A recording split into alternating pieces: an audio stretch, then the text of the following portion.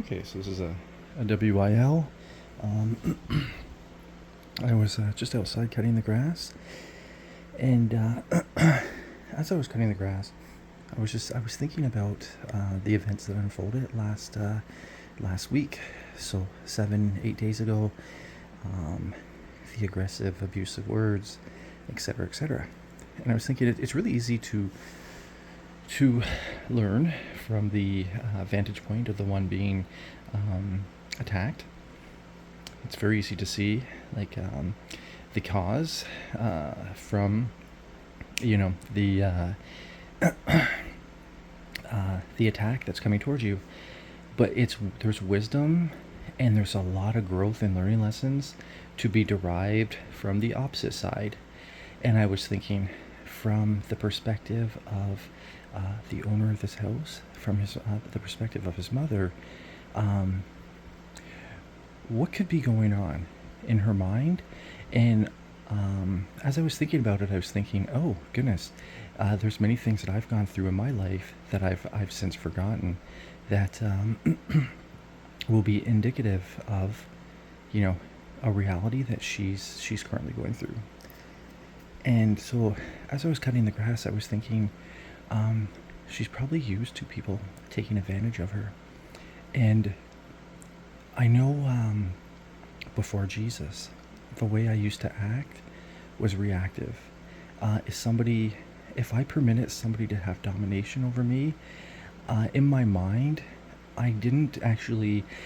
It's like I would know, and it's one of those things where people they could admit things to you, but then that pattern of behavior continues. So they can admit the truth, but they can't apply the truth. So there's a major problem with that, which means the situation is destined to go on and on and on, and virtually become a pattern.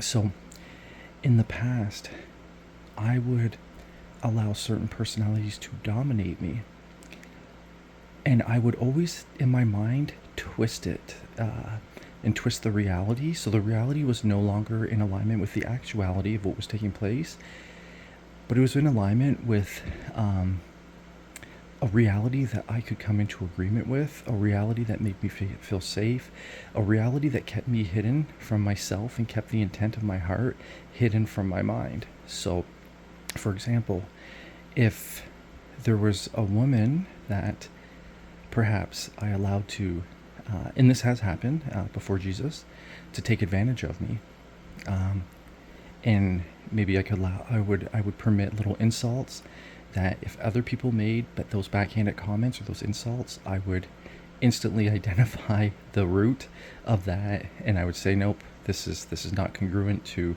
even a friendship. I'm going to set boundaries or establish boundaries, and then keep you at arm's reach.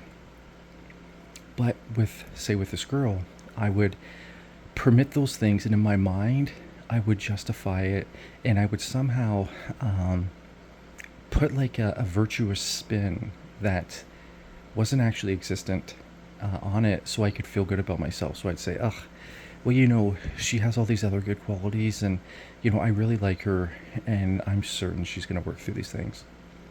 And then I get taken advantage of, and I get taken advantage of, and then once she was gone, it was the moment that she was gone, and I noted that relationship was was I could never read that the bridge had been burned. I could never cross over that bridge anymore because it was burned. That's when I would be filled with all this emotion, all this anger, all this pent up anger, all this regret, and I would start rehashing and thinking about those thoughts. And I would start thinking about all those situations when I let her take advantage of me, and then I'd have the woulda, shoulda, coulda, or that was a red flag, that was a red flag. And as you've heard me talk about recently, in recent videos, I no longer use the term red flag. I don't think the term red flag is even accurate. A lapse of maturation, I think, is a much more accurate term, and it identifies, the actual root of the problem. The root of the problem is lack of maturation. It's lack of maturity, the inability for that person to mature.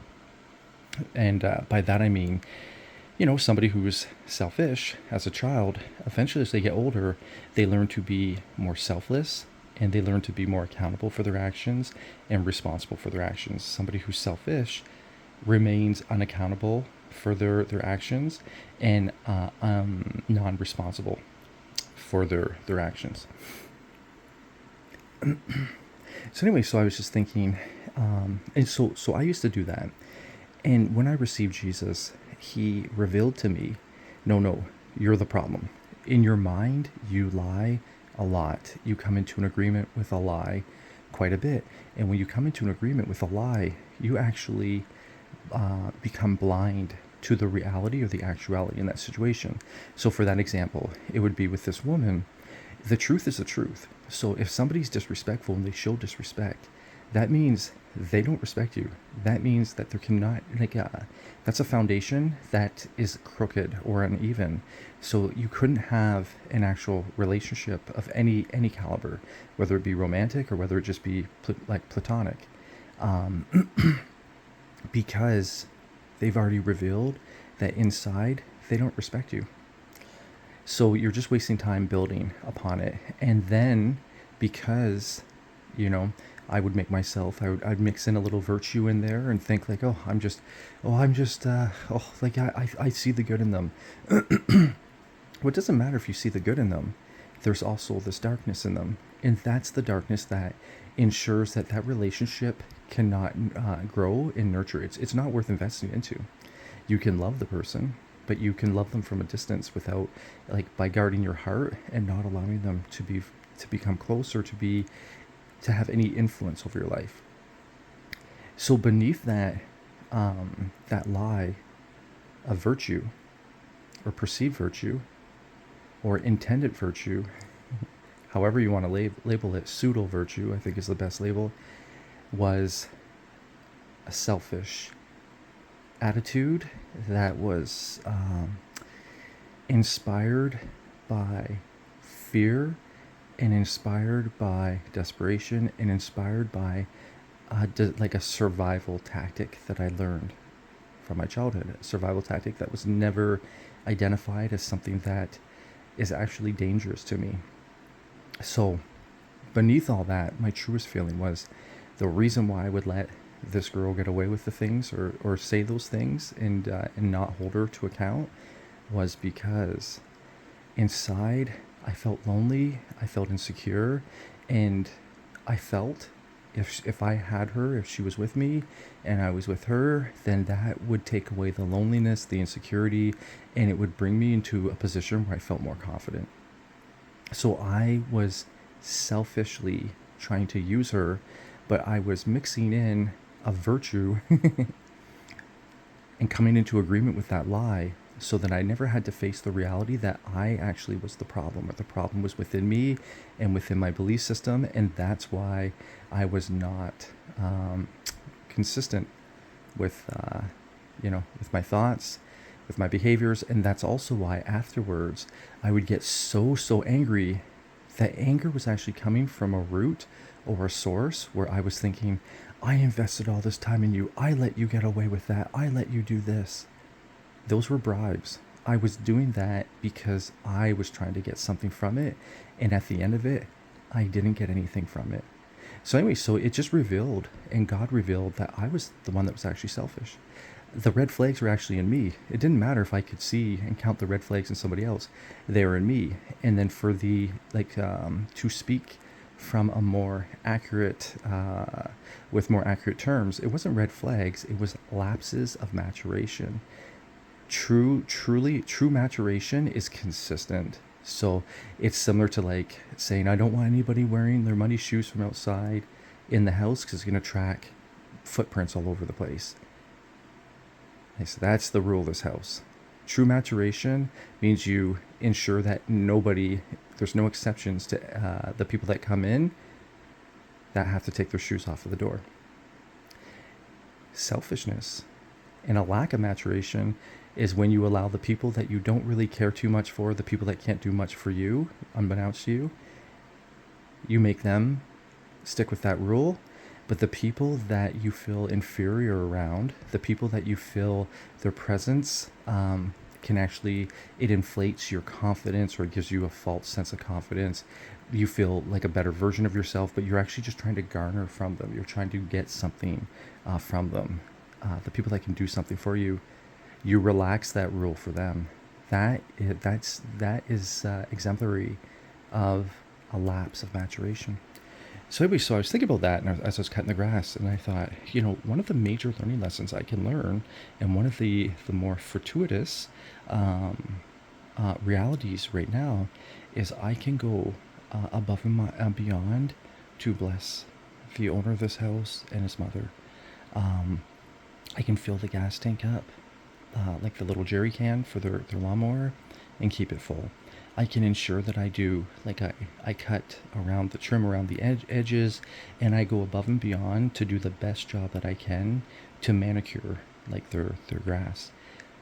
Because the battle that we're often up against is actually a battle that's occurring inside somebody else, where they're battling with memories where they were taken advantage of. And then in that battle, where they're battling with memories where they were taken advantage of, they start to look for traits in other people, and then their way of defending themselves is by lashing out at the people around them.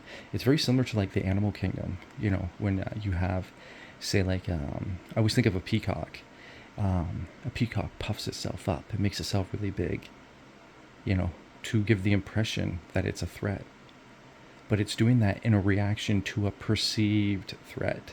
So when people do that to you, it's wise to understand that they're perceiving a threat. And if you have no intent, and there's no desire in your heart to take advantage of them, well, this is something in their mind and in their heart that God would have to deal with. God would have to reveal to them, and then God can change them if they fully submit to Him and allow Him to be their mighty defender. Allow Him to be their mighty, or their provider, when they put all their trust in Him. So anyway, so then I was just thinking when I was doing that, a really good teachable lesson, so a really wonderful WIL that I'm learning experientially, is go above and beyond to bless those that can do nothing in return for you. And do it without, like, as soon as you're done, don't even think about it anymore. There's no bribe to it. It's a gift that's freely given, and that way they can glorify God afterwards. And I was thinking, oh, this is so beautiful. And the moment my mind started thinking that way, oh goodness, it was such a joy cutting the grass. Like such a joy. And I was just thinking, oh, this is such a good time to be here. And may God's kingdom advance